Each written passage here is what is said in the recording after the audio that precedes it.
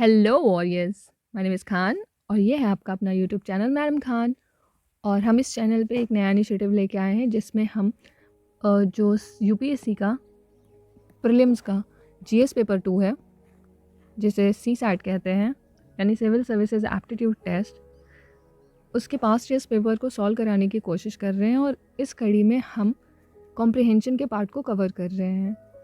तो 2014 से लेकर के 2023 तक हम इसको कवर कराने की कोशिश करेंगे, जिसमें 2014, 15 इनका कंप्लीट पेपर हो चुका है, कॉम्प्रिहेंशन का पार्ट स्पेशली, ठीक है। और इस वाले पार्ट में 2016 का अभी चल रहा है और ये है उसका सेकंड पार्ट। ओके, आपका रिस्पांस काफ़ी अच्छा आ रहा है, तो thank you so much for your support. तो चलिए स्टार्ट करते हैं। तो ये है आपके स्क्रीन के सामने आज का पैसेज नंबर 2, जो कि है इंग्लिश में। और जैसा कि मैंने आपको पहले भी बताया हुआ है कि 2016 का जो पेपर है वो थोड़ा सा ब्लर आ रहा है। तो ये यूपीएससी की साइट पे ही मौजूद है और सारे कोचिंग वालों ने सेम ही कॉपी वहाँ से डाउनलोड करके अपने साइट्स पे डाल रखी है। तो आप कहीं से भी डाउनलोड करोगे आपको ऐसे ही पेपर मिलेगा। तो खैर हम इसको डील करेंगे। तो आपके सामने ये इंग्लिश का पैसेज है जिसको इतनी देर से ये पॉजी है, आप इसको पढ़ सकते हो। और ये इससे रिलेटेड है क्वेश्चन। और ये हमारा हिंदी का पैसेज और ये उससे रिलेटेड है क्वेश्चन 25 नंबर। तो मैंने आपको हमेशा हमेशा ये बताया है कि पैसेज पढ़ने से पहले आपको क्वेश्चन पढ़ना चाहिए, क्योंकि आपका जो माइंडसेट है वो एक मतलब वे में एक जगह पे सेटल हो जाएगा कि हमें क्या फाइंड आउट करना है पैसेज के अंदर, ठीक है। तो वो कीवर्ड सर्च होते रहेंगे हमेशा। तो जैसे ही वो कीवर्ड या उससे संबंधित कोई भी चीज़ मिलेगी आपका दिमाग वहाँ पे ठहरने को बोलेगा। ओके, तो ये क्वेश्चन क्या कहता है कि सबसे तर्कसंगत और निर्णायक निष्कर्ष क्या होगा, ठीक है। तो निष्कर्ष क्या हो सकता है कि इस पैसेज को पढ़ने के बाद हम देखेंगे कि निष्कर्ष क्या निकलता है। और निष्कर्ष का सिंपल सा मतलब ये होता है कि अब रिज़ल्ट क्या मिलेगा। तो ये पॉजिटिव हो सकता है, ठीक है, जनरली ये पॉजिटिव होता है।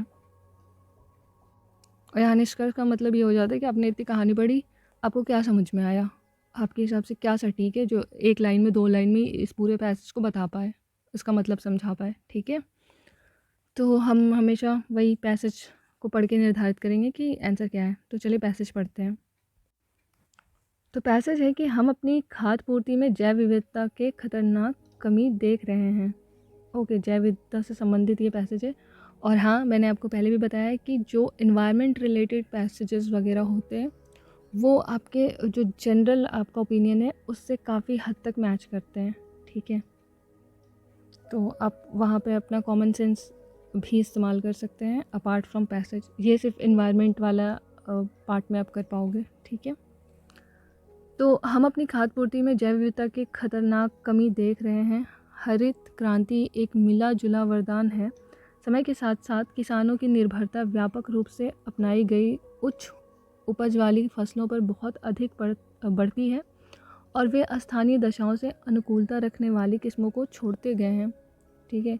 जो अनुकूल रहने वाली किस्में हैं उनको वो छोड़ते चले गए हैं। जो जनरल एनवायरनमेंट में उनके जहाँ पे वो रहते हैं वहाँ के एनवायरनमेंट में जो फसलें उगती हैं उनको छोड़ते हुए वो हरित क्रांति की तरफ उन्मुख हो गए। विशाल खेतों में अनुवांशिकता एक समान जेनेटिक यूनिफॉर्म बीजों की एक फसली खेती से बढ़ी हुई उपज प्राप्त करने और भूख की तत्कालिक ज़रूरतों को पूरा करने में मदद मिलती है, ठीक है। यहाँ पे इन्होंने कहा कि एक ही तरीके की किस्मों का आप फसलों को उगा रहे हो, ठीक है, उससे आप तत्कालिक भूख तो ख़त्म कर दोगे। लेकिन ये देखो आगे जा कर के क्या बताते हैं। उच्च उपज वाली किस्में अनुवांशिकता दुर्बल फसलें भी होती हैं जिनके लिए महंगे रासायनिक उर्वरकों और विषाक्त कीटनाशकों की ज़रूरत होती है। उगाए जा रहे खाद्य पदार्थों की मात्रा बढ़ाने पर ही आज अपना ध्यान केंद्रित कर हम अनजाने में अनजाने में, तो फनी हो गया, अनजाने में स्वयं को भावी खाद्य अभाव को होने से जोखिम में डाल चुके हैं। कहने का मतलब ये है यहाँ पे कि तो पूरे पैसेज का ये क्रक्स है कि जैव विविधता का प्रभाव पड़ रहा है, ठीक है, और वो प्रभाव जो है वो नेगेटिव है। तो ऐसा क्यों है? तो फसलों पे जो प्रभाव पड़ रहा है, तो हरित क्रांति के टाइम पे जो है ना, एक ही फसल, कुछ फसलों को ही, गेहूँ को बहुत बढ़ावा मिला था उस टाइम पे, ठीक है। तो एक समान वंशानुगत फसलों को बहुत बहुत ज़्यादा बढ़ावा मिला, और उसको बढ़ावा देने के लिए उच्च लेवल का जो खाद्य और आपको उर्वरक, रासायनिक, ये सब डालना पड़ा, ठीक है। उस टाइम के लिए तो तत्कालिक सॉल्यूशन था कि अब बहुत ज़्यादा अनाज को उपज करके लोगों का पेट पाल सकते थे, तत्कालिक उपाय। लेकिन वो दीर्घकाल में ये जो है प्रॉब्लम बन चुका है अभी, ठीक है। वहाँ की उर्वरकता घट चुकी है मिट्टी की। तो मैंने बोला था ना कि आप इन्वायरमेंट में आप जनरली पर्सपेक्टिव इस्तेमाल कर सकते हो। तो यहाँ पे आपको पता है कि पंजाब के साइड पे और जो ज़मीन की उर्वरकता है वो कम हो चुकी है।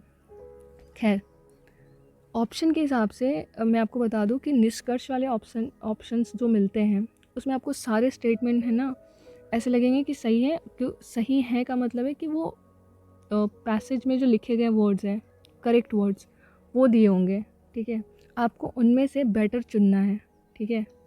यहाँ पे आप सोचोगे ना कि जो पैसेज में दिया है वो उससे इतर कोई ऑप्शन में मिलेगा, इतर नहीं मिलेगा। आपको ऑप्शंस जो पैसेज में लिखे हैं वही के वही ऑप्शंस में दिए जाएंगे। जैसे कि मैं आपको बताती हूँ, इनके जो ऑप्शंस आप पढ़ोगे आपको समझ में आएगा कि ऑप्शन ए, अपनी कृषि पद्धतियों में हम केवल हरित क्रांति के कारण महंगे रासायनिक उर्वरकों और विषाक्त कीटनाशकों पर अत्यधिक निर्भर हो गए हैं, ठीक है। ये आपको सही भी लग रहा है और ये पैसेज में भी लिखा हुआ है, बट क्या ये निष्कर्ष निकाल सकते हो आप इससे फाइनल? नहीं। ऑप्शन नंबर बी, विशाल खेतों में उच्च उपज वाली किस्मों की एक फसली खेती हरित क्रांति के कारण संभव है। तो ये भी हुई है, ठीक है। लेकिन क्या ये आप निष्कर्ष निकाल सकते हो कि इसको निष्कर्ष रखा जाएगा इस पूरे पैसेज का? नहीं। नेक्स्ट है कि उच्च उपज वाली किस्मों की एक फसली खेती करोड़ों लोगों के लिए खाद्य सुरक्षा सुनिश्चित करने का एकमात्र तरीका तो नहीं है, ठीक है। और ये लाइन भी आपको यहाँ पे दिखती हुई क्या कहते हैं, तत्कालिक ज़रूरत को पूरा करने में मदद मिलती है, ठीक है। यहाँ भी ये लाइन दी हुई है। लेकिन क्या ये निष्कर्ष है? नहीं। तो वैसे तो ये कैंसिल करने के बाद डी ऑप्शन बचता है। तो डी ऑप्शन क्या है कि हरित क्रांति दीर्घकाल में खाद्य पूर्ति और खाद्य सुरक्षा में जैव विविधता के लिए खतरा प्रस्तुत कर सकती है। तो दीर्घकाल में जैसे कि मैंने आपको बताया कि तत्कालिक में तो ये आपको मदद पहुंचा सकती है, लेकिन दीर्घकाल में ये सही नहीं है, जोखिम भरा है, ठीक। तो इस हिसाब से आंसर डी हो गया। सॉरी, थोड़ी सी डिटेल में समझाना पड़ रहा है। तो निष्कर्ष यहाँ पे पूछ चुका है, तो अब एक बार हमने इस तरीके का निष्कर्ष वाला पैसेज देख लिया तो आगे हमको दिक्कत कम आएगी। तो ये है आपके सामने पैसेज सेकंड, ठीक है, मतलब इस वीडियो का पैसेज सेकंड, और ये इससे रिलेटेड है क्वेश्चन 41। और चलिए हम देखते हैं हिंदी का। ये है हिंदी का क्वेश्चन, ठीक है, और ये इससे रिलेटेड पैसेज और सॉरी क्वेश्चन। तो क्वेश्चन कहता है कि सर्वाधिक तार्किक उपनिगमन या कोरोलरी, इसका क्या मतलब होता है? रिजल्ट क्या होगा, ठीक है, सबसे ज़्यादा लॉजिकली रिजल्ट क्या निकलेगा इस पैसेज का, ठीक, परिणाम क्या निकलेगा इस पैसेज का। तो चलिए देखते हैं कि इसका रिजल्ट क्या निकलता है।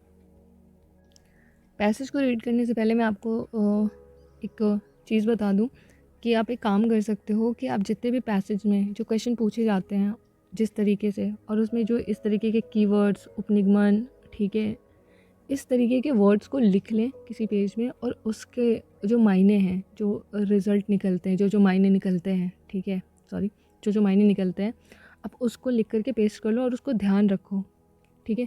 क्योंकि हिंदी के पैसेजेस में ज़्यादा से ज़्यादा वो क्वेश्चन में घुमाने की कोशिश करते हैं, ठीक है, जहाँ पे वर्ड्स में आपको घुमाया जाएगा, ठीक, कि ऐसे हिंदी वर्ड्स लिख दिए जाएंगे जो आपको समझ में नहीं आएंगे।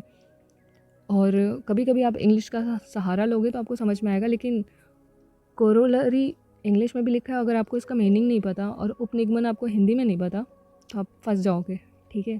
तो आप ऐसा कर सकते हो। तो चलिए अब पैसेज को रीड करते हैं कि पारदर्शिता और प्रतियोगिता को समाप्त करने से क्रोनी पूंजीवाद यानी क्रोनी कैपिटलिज्म मुक्त उद्गम, अवसर और आर्थिक प्रगति के लिए हानिकारक है, ठीक है। तो ये हानिकारक बता रहे हैं क्रोनिक पूंजीवाद को। अब इसका क्या मतलब होता है क्रोनिक पूंजीवाद? जिसमें धनधार्य और प्रभावशाली व्यक्ति पर यह आरोप लगता है, यानी कि जो अमीर लोग हैं उन पे ये आरोप लगता है कि उन्होंने भ्रष्टाचारी राजनीतिज्ञों को घूस देकर ज़मीन और प्राकृतिक संसाधन तथा विभिन्न लाइसेंस प्राप्त किए हैं। अब एक प्रमुख मुद्दा बन गया है जिससे निपटना ज़रूरी है। भारत जैसी विशाल विकासशील अर्थव्यवस्थाओं की समृद्धि के लिए एक बड़ा खतरा मध्य आय जाल मिडिल इनकम ट्रैप है, जहां क्रोनी पूंजीवाद अल्पतंत्रों को निर्मित करता है जो समृद्धि को धीमा कर देते हैं। ठीक है, तो इस पैसेज में ये कहने की कोशिश की जा रही है, पहली बात तो ये इकॉनमी से रिलेटेड है पैसेज। दूसरा, इसमें जो ये कीवर्ड्स हैं क्रोनी पूंजीवाद, ठीक है, उससे संबंधित ये बताया जा रहा है कि इस कीवर्ड का मतलब है जो ज़्यादा अमीर लोग हैं वो अपने प्रभाव को ज़्यादा बढ़ाने के लिए भ्रष्टाचारी राजनीतिज्ञों को घूस देते हैं। ठीक है, इससे क्या होता है कि समाज में स्टेबिलिटी नहीं रहती है। ठीक है, अमीर और गरीबों के बीच में ना खाई ज़्यादा बढ़ जाती है। ठीक, और ये जो टर्म है, ये जो स्थिति है क्रोनी पूंजीवाद, ये भारत जैसे विकासशील देशों के लिए बहुत बड़ा खतरा है।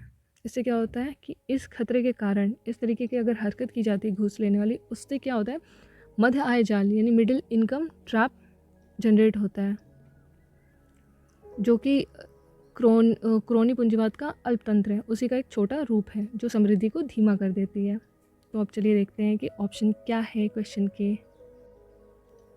तो ऑप्शन ए है, अपेक्षाकृत अधिक कल्याणकारी स्कीमों को आरंभ करने और चालू स्कीमों के लिए अपेक्षाकृत अधिक वित्त आवंटित करने की तत्काल आवश्यकता है।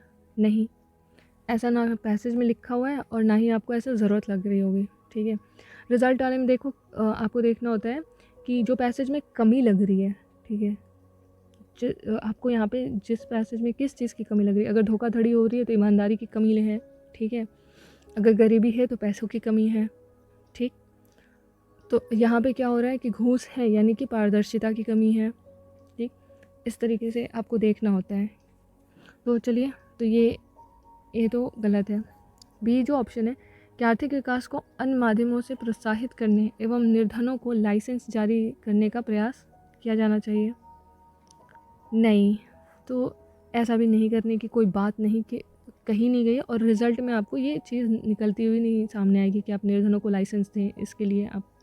ठीक, ऑफिसर लाइक सोचो। खैर चलिए, ऑप्शन सी क्या होता है कि वर्तमान में सरकार की कार्यप्रणाली को पारदर्शी तथा वित्तीय समावेशन को प्रोत्साहित करने की आवश्यकता है। ठीक, तो ये तो सही लग रहा है, बट हम आगे देखते हैं। ऑप्शन डी, हमें सेवा क्षेत्र की जगह निर्माण क्षेत्र का विकास करने पर अधिक ध्यान केंद्रित करना चाहिए। नहीं, ऐसा नहीं, ये वाला ज़्यादा सटीक है, सी ऑप्शन। तो निष्कर्ष वाले में जो कोरोलरी है यानी रिज़ल्ट जिसमें निकालना है वो आपको एट इट इज़ नहीं मिलेगा पैसेज का। ये आपको निकालना पड़ेगा कि रिज़ल्ट क्या निकल सकता है। जिस चीज़ का अभाव है उस चीज़ को प्रोत्साहित करते हुए दिखाया जाएगा आपको ऑप्शंस में, तो आपको वो बातें ध्यान रखनी है। नहीं तो आप यहाँ पे ये सोचोगे कि यहाँ पे तो कहीं पे पारदर्शिता की बात ही नहीं कही गई है, वित्तीय समावेशन की बात ही नहीं की गई है पैसेज में, तो ये भी पैसेज में नहीं लिखा, तो ऐसे मत सोच लेना आप। ठीक है, रिज़ल्ट में जिस चीज़ का अभाव है उस चीज़ को अभाव को दूर करता हुआ चीज़ दिखाई देना चाहिए। चलिए नेक्स्ट, अब ये है पैसेज 2 इंग्लिश का, और ये 42 इसका क्वेश्चन, और ये पैसेज 3 और ये इसका क्वेश्चन, और ये पैसेज 4 और 44 है इसका क्वेश्चन नंबर,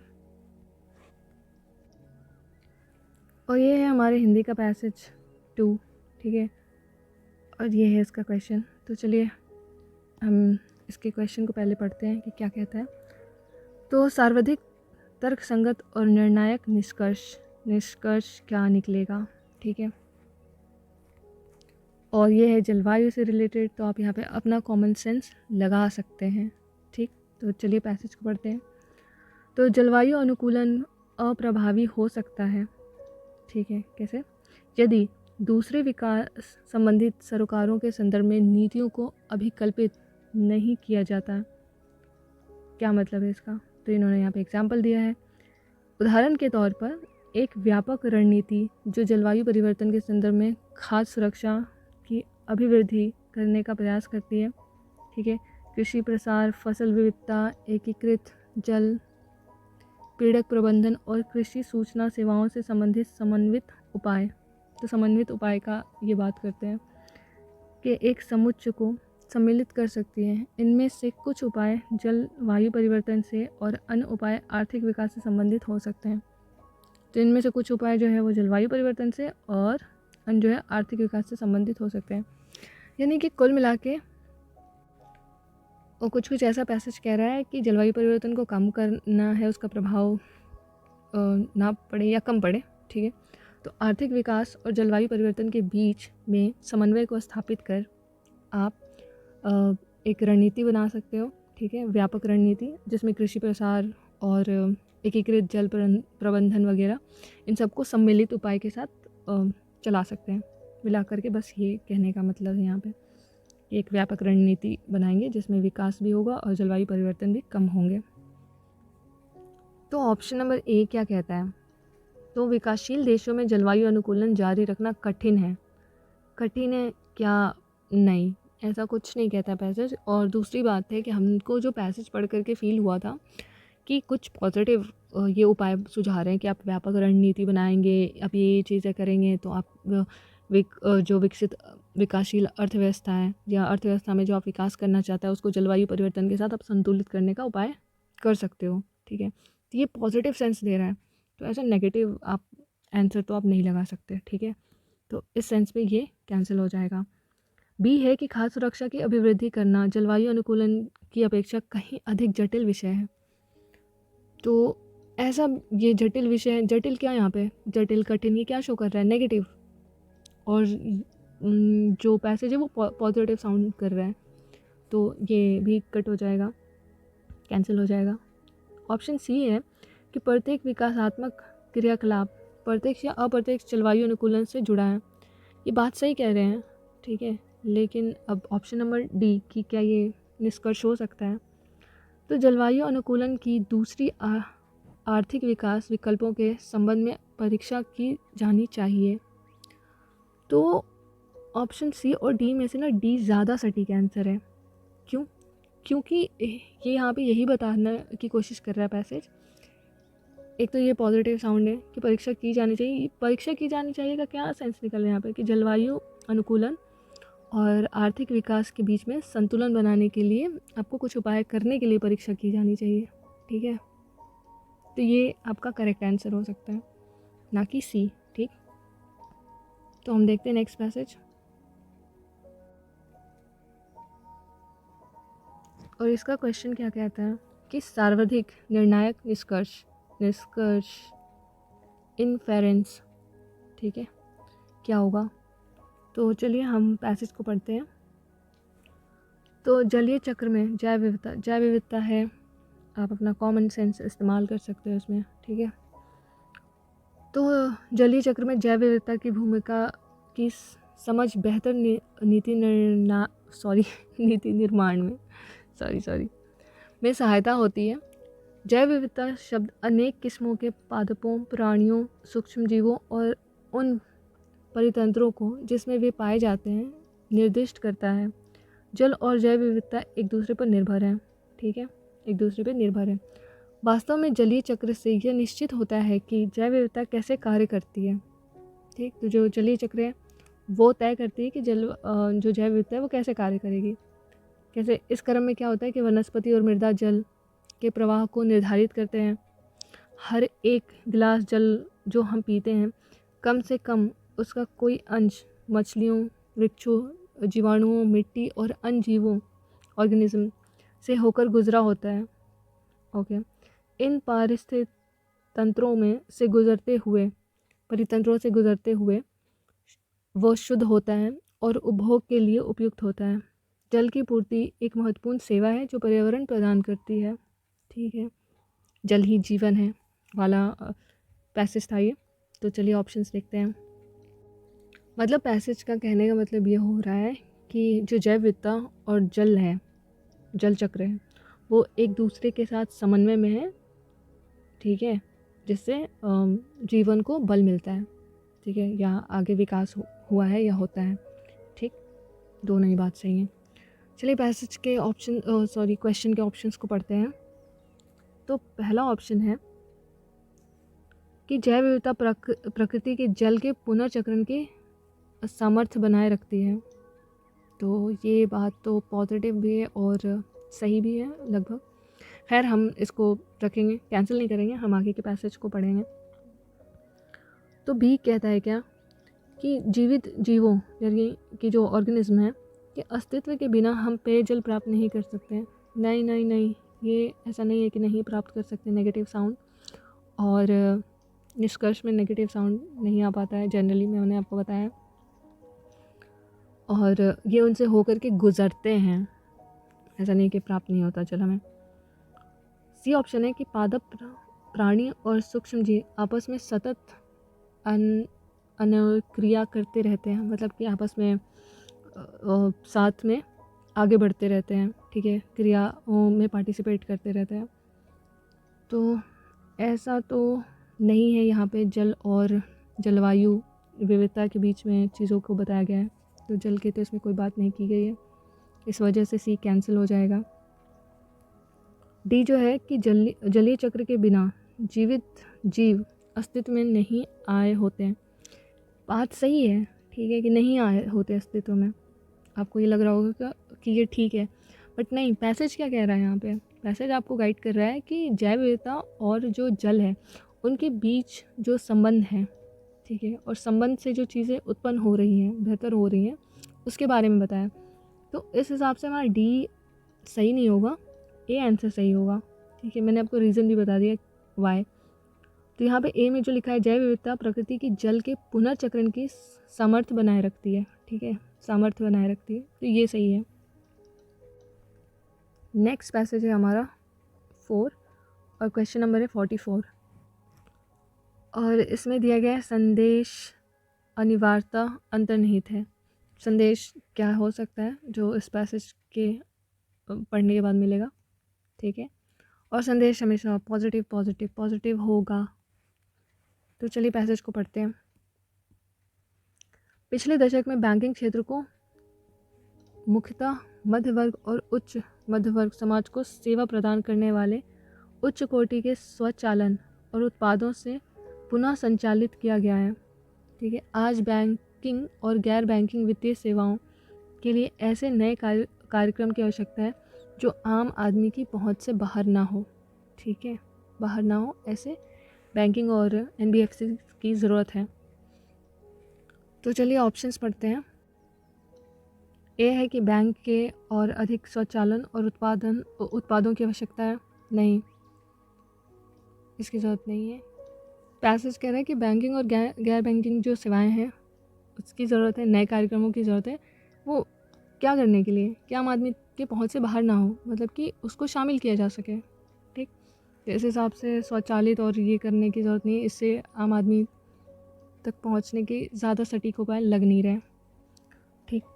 आगे मैंने बोला निष्कर्ष और संदेश में ना जो ऑप्शंस आपको मिलेंगे क्वेश्चन के, वो ऐसे लगेंगे ना कि हाँ ये लिखा तो है पैसेज में, ये इसका मतलब तो निकल रहा है, क्रक्स तो निकल रहा है, क्रक्स निकल रहा है, ठीक है, बात सही सही लिखी जा सकती है, लेकिन क्या वो संदेश हो सकता है? संदेश क्या होगा? पॉजिटिव होगा, ठीक, और जो पूरी तरीके से आपके पैसेज को समाहित कर पाएगा कि हाँ ये बात तो सही कह रहा है, ठीक है। चलो, तो ऑप्शन बी क्या है कि हमारी संपूर्ण लोक वित्तीय व्यवस्था की अमूल पुनर्संरचना की आवश्यकता है। क्या आपको सही लग रहा होगा कि ऐसे करने की? नहीं, फिर भी हम मूव करेंगे नेक्स्ट क्वेश्चन पे कि सबसे सटीक क्या हो सकता है। सी है कि बैंकिंग और गैर बैंकिंग संस्थाओं का एकीकरण करने की आवश्यकता है। अब यहाँ पे बैंकिंग और गैर बैंकिंग भी आपको दिख रहा है, कहोगे कि पैसेज में लिखा है एकीकरण करने की आवश्यकता है। क्या इनसे आम आदमी तक पहुँच हो पाएगी? नेक्स्ट देखते हैं कि वित्तीय समावेशन को संवर्धित करने की आवश्यकता है। तो ये है आपका आंसर कि वित्तीय समावेशन करेंगे तब आम आदमी की पहुंच से बाहर नहीं जाएगा, आम आदमी समाहित होगा। तो इस हिसाब से ऑप्शन नंबर डी सही है। मैं थोड़ा डिटेल में और टाइम लेकर के समझा रही हूँ जस्ट बिकॉज ऑफ कि अगर आपके सामने जब क्वेश्चन आएगा और आप खुद से लगाओगे या फाइनल एग्ज़ाम में बैठोगे तो आपका ब्रेन उस तरीके से वर्क करेगा, उस तरीके से क्राइटेरिया को सोच पाएगा। ठीक है, तो अब नेक्स्ट मूव करते हैं क्वेश्चन की तरफ। तो ये है इंग्लिश का पैसेज 5 और क्वेश्चन नंबर 45, और ये है पैसेज 6 और ये है इससे रिलेटेड क्वेश्चन, ये पैसेज 7 और ये इससे रिलेटेड क्वेश्चन 47। तो हम हिंदी का क्वेश्चन देखते हैं अपना। तो ये है हमारा हिंदी का क्वेश्चन 5 और ये है उससे रिलेटेड क्वेश्चन।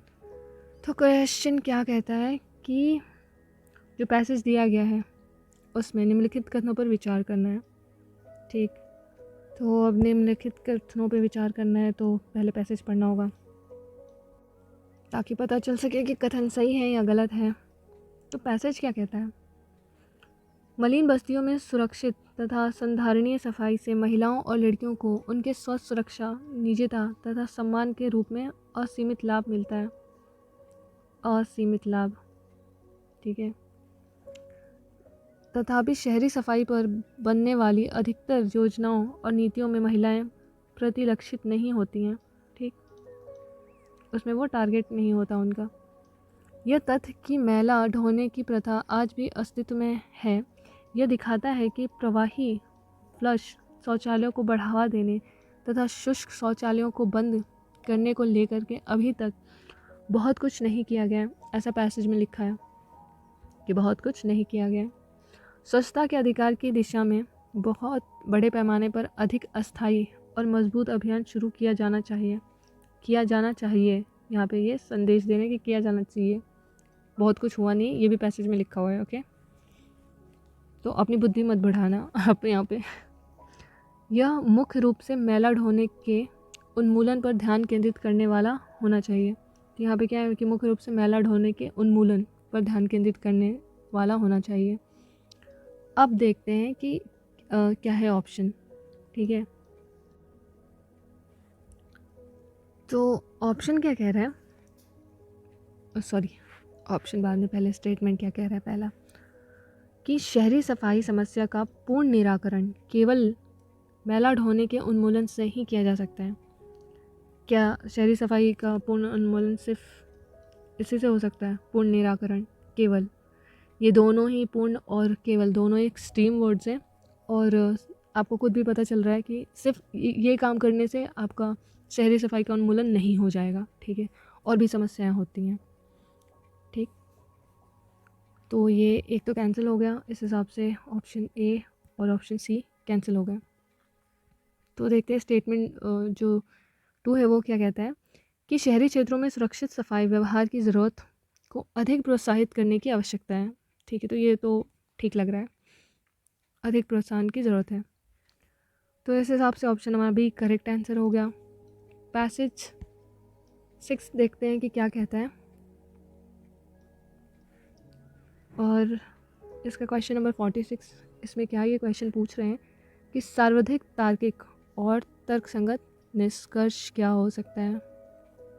ठीक, तो देखते हैं कि निष्कर्ष क्या होगा, उसके लिए हम पैसेज पढ़ते हैं। निष्कर्ष के बारे में मैं बता चुकी हूँ पहले कि क्या करना होता है। मानव के लिए उपयुक्त सरकार की प्राकृतिक और परिणाम को समझने के लिए यह आवश्यक है कि मानव के स्वभाव को समझा जाए। ठीक है, चूँकि प्रकृति ने उसे सामाजिक जीवन के लिए बनाया है, उसे उस स्थान के लिए भी युक्त किया है जिसे उसने नियत किया है। सभी परिस्थितियों में उसने उसकी नैसर्गिक आवश्यकताओं को उसकी व्यक्तिगत शक्तियों से बड़ा बनाया है। कोई भी एक व्यक्ति समाज की सहायता के बिना अपनी इच्छाओं की पूर्ति करने में सक्षम नहीं है। ठीक है, सक्षम नहीं है, ऐसा स्टेटमेंट में लिखा है। और वही आवश्यकताएं प्रत्येक व्यक्ति पर क्रियाशील होकर समग्र रूप से उनको एक समाज के रूप में रहने के लिए प्रेरित करती है।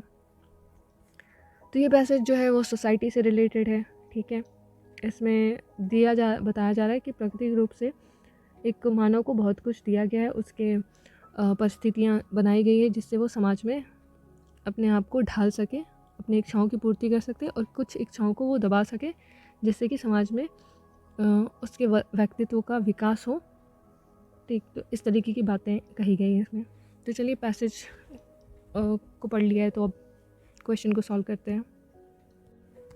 तो पहला ऑप्शन है कि प्रकृति ने मानव समाज में भारी विविधता का निर्माण किया है। भारी विविधता का निर्माण नहीं, मतलब आवश्यक जो है स्वाभाविक रूप से जो प्रकृति ने दिया है वो उसकी शक्तियों से ज़्यादा बड़ा है, ये लिखा है। ठीक, तो ये आंसर नहीं होगा। दूसरा है कि किसी भी मानव समाज को सदा उसकी आवश्यकताओं से कम मिलता है। अरे नहीं, उससे ज़्यादा ही मिल गया। ज़्यादा क्या, नैसर्गिक आवश्यकताएं मिली हैं, यहाँ पे देखिए लिखा हुआ है। तो इस हिसाब से ये भी नहीं है। ऑप्शन सी जो है कि सामाजिक जीवन मानव का विशिष्ट लक्षण है, तो ये आपको सही लग रहा होगा, सही साउंड कर रहा है, पर हम डी बी ऑप्शन देखते हैं कि विविध प्राकृतिक आवश्यकताओं ने मानव को सामाजिक प्राणी की ओर बाध्य किया है। तो डी ज़्यादा सटीक आंसर है। अब ये पूछोगे कैसे, तो यहाँ पे लिखा हुआ है पैसेज में आपको सामने ही कि कोई भी एक व्यक्ति, ठीक है, समाज के आवश्यकताओं के बिना अपनी इच्छाओं की पूर्ति करने में सक्षम नहीं है। ठीक है, और वही आवश्यकताएं प्रत्येक व्यक्ति पर क्रियाशील होकर समग्र रूप से उसको एक समाज के रूप में रहने के लिए प्रेरित करती है। प्रेरित करने का मतलब है यहाँ पे बाध्य करना, पॉजिटिव सेंस है प्रेरित का मतलब यहाँ पे। तो आप ये नहीं कि नेगेटिव साउंड कर रहे हैं। तो इस हिसाब से ये हमारा डी जो है ऑप्शन है वो सटीक है। नेक्स्ट क्वेश्चन देखते हैं।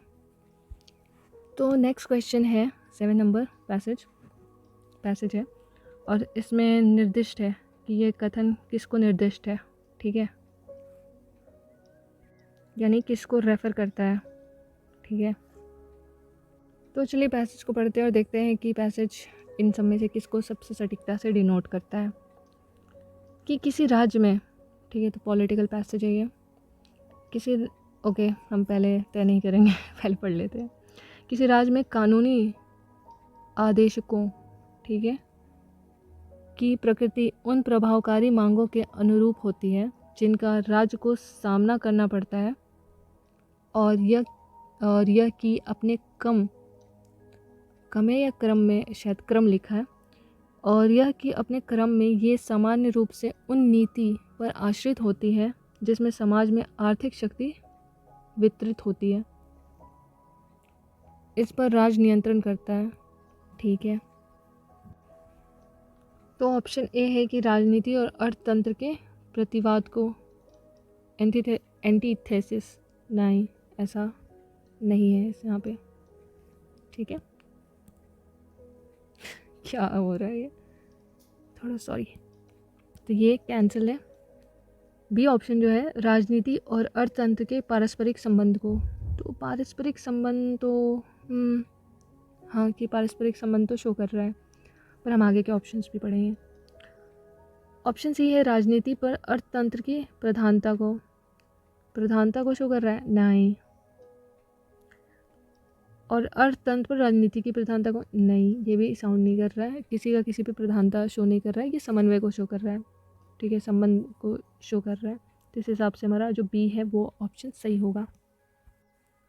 और ये है हमारा नेक्स्ट पैसेज नंबर 8, और ये है उससे रिलेटेड 48 नंबर क्वेश्चन इंग्लिश का। और अब हम हिंदी का देख लेते हैं। तो ये है हमारे हिंदी का पैसेज, और ये उससे रिलेटेड क्वेश्चन 48 नंबर, जो कि कहता है कि पैसेज से सर्वाधिक तार्किक और तर्कसंगत निष्कर्ष क्या हो सकता है, निष्कर्ष निकालना है। ठीक है, तो चलिए हम पैसेज को पढ़ते हैं। तो भूमंडलीय ग्रीन हाउस, यानी कि ये है इन्वायरमेंट से रिलेटेड, तो आपको यूज़ करना है अपना कॉमन सेंस साथ में, मतलब करोगे तो उल्टे सीधे आंसर्स नहीं आएंगे, मतलब वो पैसेज के साथ चले जाते हैं।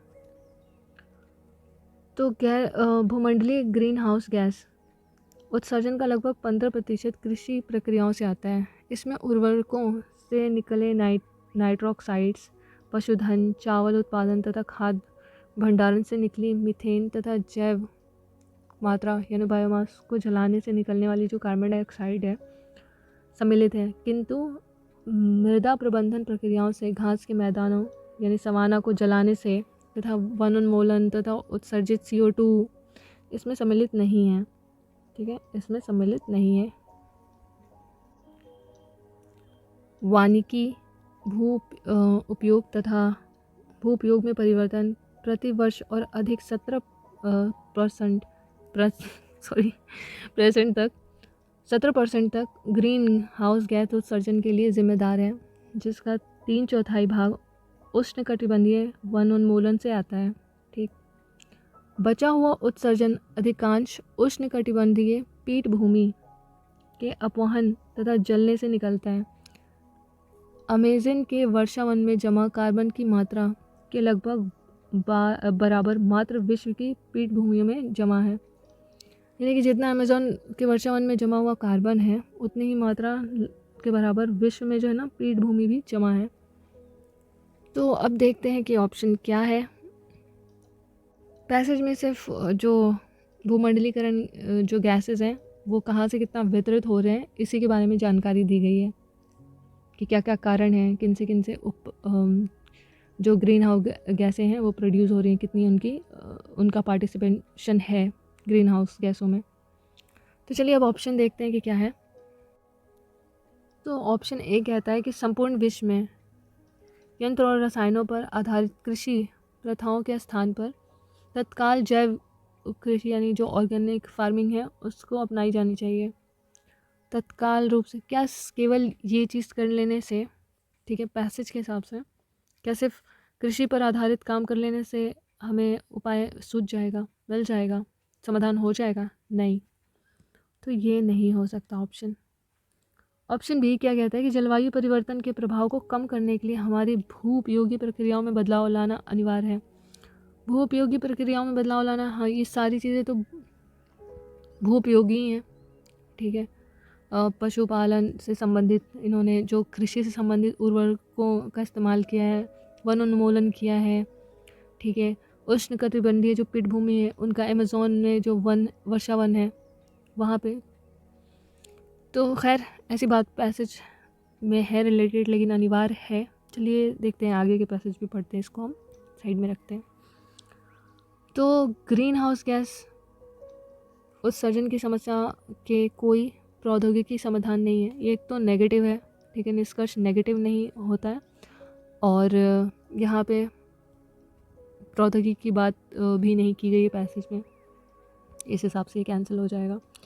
डी जो है उष्णकटिबंधीय क्षेत्र कार्बन प्रच्छादन के मुख्य स्थान है। उष्णकटिबंधीय क्षेत्र तो हैं, बट केवल वही कारण तो है नहीं, ठीक है, केवल तो वैसे भी लिखा नहीं है, मुख्य स्थान है। ये भी बात तो पैसेज में लिखी हुई है, तो हमारा डी और बी में से सबसे सटीक आंसर क्या हो सकता है? क्या सबसे ज़्यादा चीज़ें कवर कर पा रहा है? उष्णकटिबंधीय वन, अगर हम उष्णकटिबंधीय वनों से आता है, देखिए यहाँ पे लिखा हुआ है उष्णकटिबंधीय वन उन्मूलन और इससे संबंधित जो परेशानियाँ हैं, तो ये केवल उस क्षेत्र को ही कवर कर रहा है, ठीक।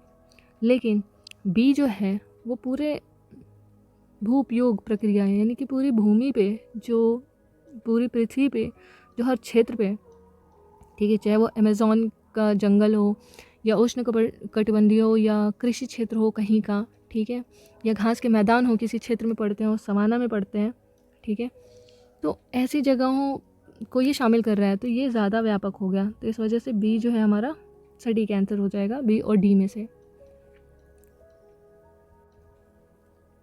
तो आई होप कि आपको आज के पैसेजेस समझ में आए होंगे और मैंने ठीक से समझाने की कोशिश की है। अगर आपको ये पसंद आया है तो आप सपोर्ट करें, और थैंक यू सो मच।